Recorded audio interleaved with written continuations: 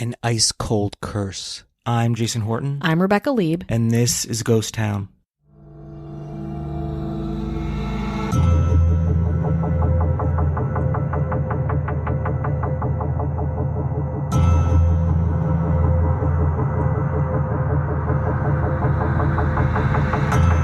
We've talked through a lot of curses on this show. The Poltergeist curse, the Power Rangers curse, the Curse of the Twilight Zone movie, more recently the Waterworld curse, to name a few. But never have we talked about a movie curse so powerful that it created death and havoc before it even filmed. Today, we're talking about a fish-out-of-water comedy with a sinister reputation for allegedly and conspiratorially stopping the biggest 80s comedians from fulfilling their promising futures. Let's get into the Curse of Atuk. It all begins with a man named Mordecai Rickler, a Canadian author and essayist who wrote a book called Stick Your Neck Out, and later The Incomparable Atuk. The Incomparable Atuk, published for American audiences under McClelland and Stewart in 1963. The novel told the story of a Canadian Inuit who is brought to the metropolitan supercity of Toronto and very quickly drops the ideology of his native people to become a big city asshole. The Incomparable Atuk / Stick Your Neck Out satirized Canadian cultural elitism, with Toronto bigwigs fetishizing Atuk, and then reframing him as a symbol of Canadian nationalism and anti-American sentiment.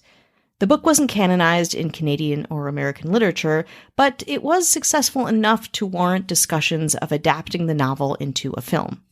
In 1971, iconic Canadian director Norman Jewison bought the rights to the film adaptation and planned to shoot the movie after another little adaptation he was working on, Jesus Christ Superstar. Screenwriter and former National Lampoon writer Todd Carroll was brought in to pen the screenplay. Along with his satirical writing, Carroll had previously written Clean and Sober, starring Michael Keaton and Morgan Freeman, and National Lampoon's Movie Madness with Diane Lane. He called the screenplay Atuk, and it is, well, very 1980s comedy. In Carroll's version, Atuk is an Alaska native with dreams of living in New York City. It starts with a beautiful documentarian named Michelle Ross arriving to film in Atuk's village. Atuk sees his chances to get out of Alaska with this film crew, and impulsively stows away in Michelle's plane. When the documentary crew lands in Canada, Michelle discovers they have Atuk in tow. Whoops.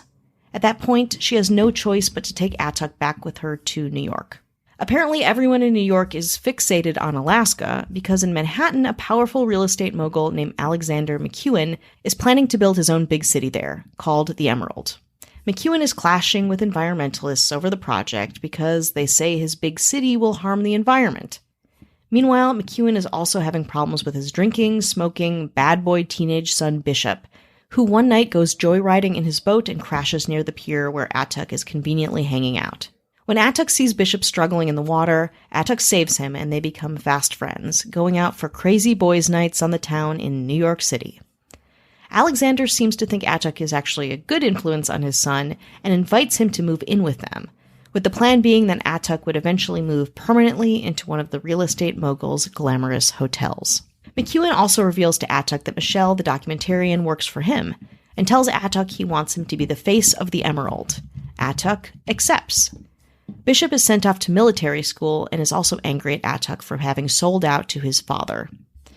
Then Michelle and Atuk travel back to Alaska to shoot promos for the Emerald Project, in an attempt to reassure the environmentalists that the new city is totally cool because he is involved. Atuk, now a big city party boy, feels belittled by the promos. He's put through hair and makeup to look more fringe, more native. But at the same time, there is sexual tension between Michelle and Atuk, tension that cannot be ignored. At a viewing of the now wrapped promo shoot, Atuk realizes McEwen has taken advantage of him and is very angry. In retaliation, he breaks Bishop out of military school using a dog sled, hurries to a hearing about plans for the Emerald, and convinces everyone there that it is very, very bad. Investors pull out, and Atuk and Bishop reconcile. Atuk returns to his village, but the next day Michelle arrives in a plane asking him to go to Hawaii with her. Atuk, of course, wants to go to Hawaii with the beautiful documentarian, and the two fly off in the plane, with Bishop in the co-pilot seat somehow also invited along.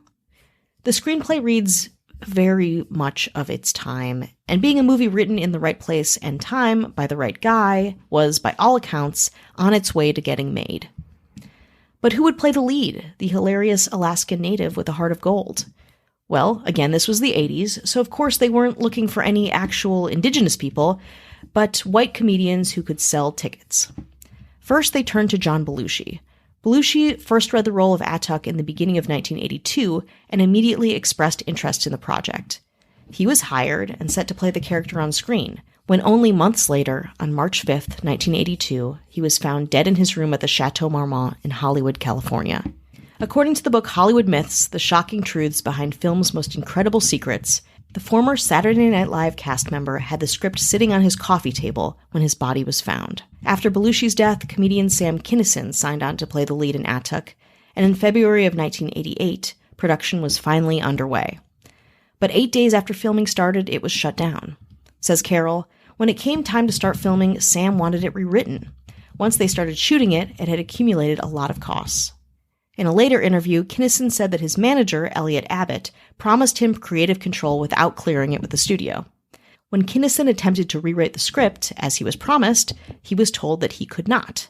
Quote, "I didn't walk off the picture," he insisted. "They shut it down. I was very professional. I even went to dog sled school, so I was prepared for the part. They tried to find someone to replace me, and only when they couldn't did it shut down." Kinison eventually parted ways with his manager, but not before United Artists filed a lawsuit against Kinison that same month, February 1988, in which they said that Kinison threatened to intentionally give a substandard performance if his needs were not met. And it was true. Nobody could replace him in the time frame, so for years, Atuk was just at a standstill. Until April 10th, 1992, when Kinison died in a head-on collision with a 17-year-old drunk driver. His wife, Malika Suiri, whom he'd married in Vegas just 6 days earlier, was also in the car but survived. Kinison was just 38 years old at the time of his death. Let's take a breath and take a break. Hi, hello, how are you? Hello. How are you doing? How's it going out there? Is it good? Are you feeling good? Yeah. We'll take a so-so. So-so or a, eh? Yeah. We'll Take a grunt. Yeah. Honestly, you can just ignore this. Yeah. Just ignore this and we'll be like, that's cool. A-okay. We take what we can get. Always. Always. Always. We want to say hello to anyone who's listening, spreading the good word of Ghost Town. Thank you very much. Going out there, putting your neck out there. Boots on the ground. Putting it all on the line. That's right. Heroes. Yeah, it's controversial to like Ghost Town. It's very political. It's political. I get it. One side I or the get other. it. I know. People fear the truth of liking our podcast, but you don't have to fear anymore. No. Be free. Yeah. Talk to someone about it. Yeah. Be happy you have people to talk to. That's pretty cool. That's pretty I don't great. know why you're complaining. Text someone. Yeah. I don't know. You have people to talk to? Yeah. Great. Amazing. Send them our way. Yeah, please. And our only friends. Mm-hmm. Mm-hmm. Not only fans. Our only friends are our government. Mm-hmm. We got a couple of mayors. This mayor you can find out there protesting, saying, "No more jetpacks. Done with jetpacks. Oh. Sick and tired of the jetpacks. Wow. Enough with the jetpacks. All the transportation's already out there has had enough of the jetpacks." Way to take a stand. Ashley Matson. Hello. This mayor is out there just chanting and stopping traffic, saying, Don't do that. saying, you know what? You know what? No more silly string. Done with the silly string. Jesus Christ. It just, you know what? It makes people look like a fool when they get sprayed with it. Mm-hmm. It's bad for the environment. Oh, wow. It says silly right in the name. Why are we wasting our time and resources? And who's going to clean it up? Wow. Who's going to clean it up? Brave. Cat Giselle. Hello. You'll find this mayor out there protesting, just out there right in the middle of the street, hand up, personal Tiananmen Square. Get out of the street. No. What is this person protesting? No more Tubi. No more the channel Tubi. Nobody wants Tubi anyway. Is there something to be protested? No more Tubi. Enough with the Tubi. We're good with the Tubi. You could tell it was a throwaway name. We have a show in development at Tubi. Unless you're Tubi. We don't. Unless you're Tubi, we'll do whatever Hire you us. want. Yeah, Hire we'll us. do it for free. Ignore We'll this. pay you. Fast We'll forward. pay you. Fast forward just 30 to 2 minutes, seconds. Other than that, Charlie Gilbert. Hello. And out there with megaphone, Nice. standing there on a literal soapbox. That's good too. You know what? It works. It works. elevates you. Where do you get a soapbox anymore? You gotta buy a lot of soap. Amazon, probably. Out there protesting any other podcast beside Ghost Town? Hero. Hero. Fucking hero. I mean, the last hero. The only hero. Don't watch Marvel movies. There's no heroes there. Mm-mm. There is only one hero protesting every other podcast except Ghost Town. I would like to listen to other podcasts, though. So it's really kind of get thrown back in our faces. Yeah. It's a catch-22. It's a prison in a way, Yeah. but we like it. Casey Weber. Hello. And our governor. Mm. Making rules, you can just break the rules. Yeah. Makes them and breaks them. That's right. You don't know what you're protesting, if you're for, you're against. You know, it doesn't matter. Can giveth and taketh away. At whim. Doesn't care. Asked to have a show on Tubi. Said no thanks. Yeah. Said, how about a free jetpack to get around? Don't need it. Silly string around? No. No. And was like, hey, how about listening to another podcast? Absolutely not. Absolutely not. Absolutely. Our governor, Avian Noble. So no ads, no chit chat. Bonus episode, just the good stuff. You want to binge. And you want to save time. Save it. But not money. Mm-mm. Head on over to patreon.com/ghosttownpod. You can try it for 7 days free. You can check it out, see if you like it. If not, you can leave. We don't care. Yeah, that's saving money. Yeah. Or you could support us additionally if you would like to. That's nice too. If you have $2 American. We don't take anything else. Yeah, we just take $2 bills. And not cash. No. You have to have a credit card or some kind and of not payment. OnlyFans credit. No. But if you have We've been down that road before. Trust me, we tried. All right, fool me once. Yeah. I don't think so. I was trying to log in think like crazy. And it was like, it there's nothing here. Frenzy. There was a lot happening that day. But head on over to patreon.com/ghosttownpod. Have 3 Apple Podcast reviews. Are you kidding? Can you tell me, are they mostly good or mostly bad? My dad is sitting in another room listening to this. They're all 5 stars. But you know that doesn't mean anything. It's a trap. That's a trap. like a It's trap. Stars don't mean anything to us. Yeah. If we've learned anything about these reviews. Yeah. New segment, 5 stars. Jason has been reading the iTunes reviews. A level of drama that hasn't been seen, heard since MTV singled out. Will Jason read a review? Guess we need to listen weekly to find out. Will Jason and Rebecca become anti-vaccine people or be featured nude in Playboy and follow the Jenny McCarthy path? Oh. Maybe they will both marry Wahlbergs. Yeah. All of it's possible. Maybe I am a Wahlberg. Sup, Rebecca? Wink emoji. This is from Germ Gal from the US&A. Mm. And then, wait, there was other ones. That was a good one. I'm buzzing off of that one.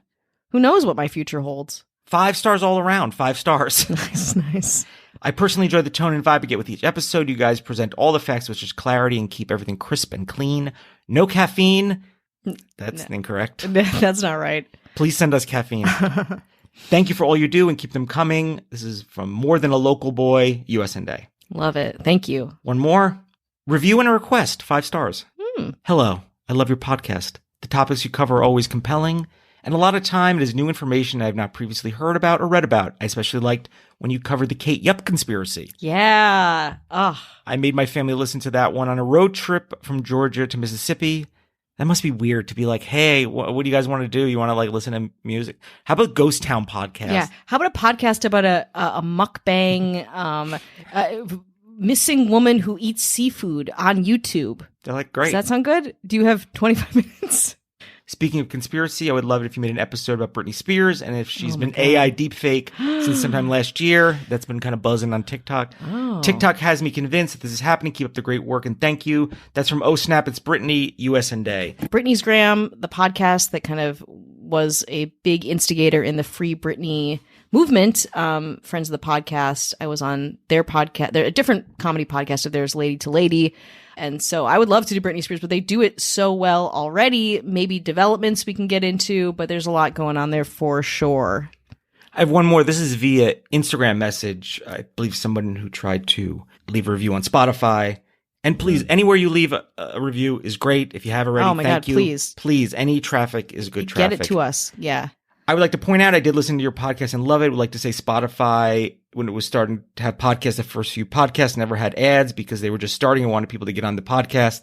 So maybe the individual was used to listening to those podcasts with no ads and thought there was going to be a button. That's possible. Like I said, different platforms might have different ways. Do you feel less angry about that review? Well, I said that during the thing. Yeah. I said that could be it. I love you guys. I listen to every single podcast of yours. My favorite was the Denver Airport. Yeah. Listened to it 4 times now.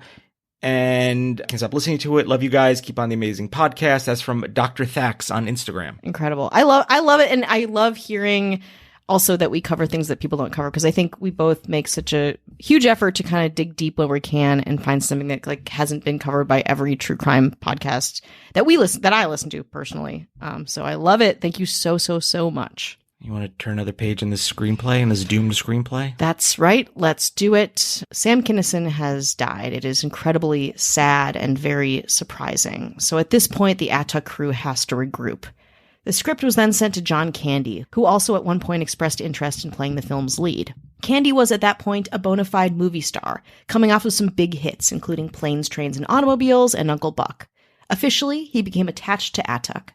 But on March 4th, 1994, while on a break from shooting Wagons East in Mexico, Candy was found dead in his bed, likely the victim of a heart attack. He was 43.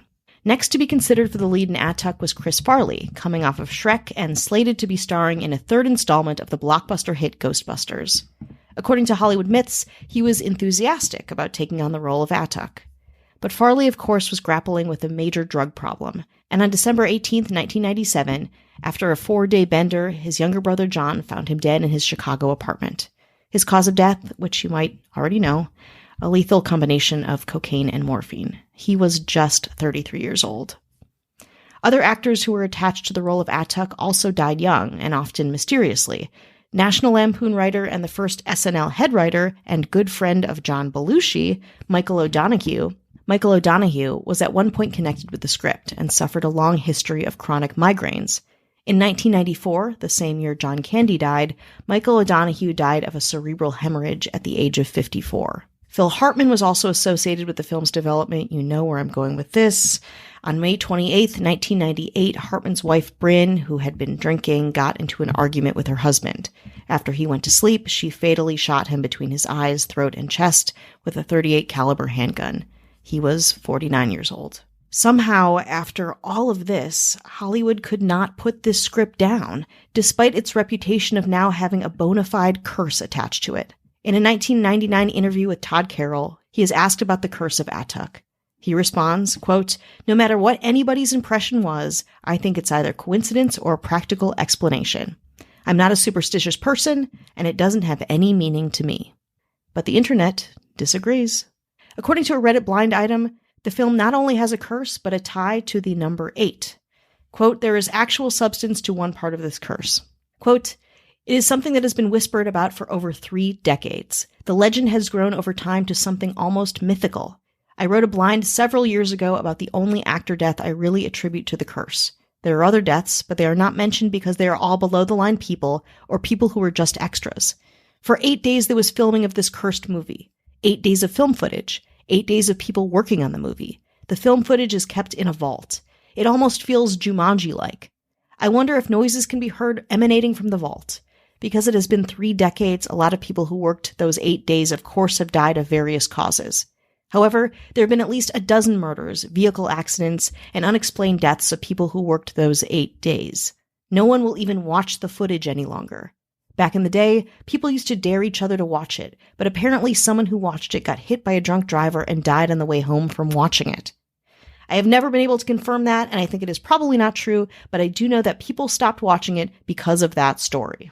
So, is there a curse? Is there a curse to this movie, a Curse of Atuk? You can find the screenplay online as well if you dare read it, and you can make your own conclusions, come to your own conclusions, rather.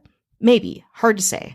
Skeptics point out that there were other actors who didn't die early and tragic deaths who expressed interest in playing the lead role in the movie, like Will Ferrell, Jack Black, John Goodman, Josh Mostel, and Jonathan Winters, who lived to the ripe old age of 87, dying in April 2013. Though believers say that in Winters' case, the curse was actually still on, as it might have indirectly led to the death of Robin Williams, Winters' protege. At the time of his 1999 interview with the LA Times about the film's curse, Todd Carroll was living in Tucson, Arizona, miles away from the movie business, writing a murder mystery. I tried to find him online. He is not on social media. I have no evidence that he wrote or that this murder mystery was published. And honestly, there's nothing really about him on IMDb for a very long time. But I want to leave you with an optimistic quote from his LA Times interview after a lot of very hard information to process. The quote is, when asked about a potential revival of Atuk, he cautiously and lightly replies, "With the right actor and right tone, it may have been a nice movie."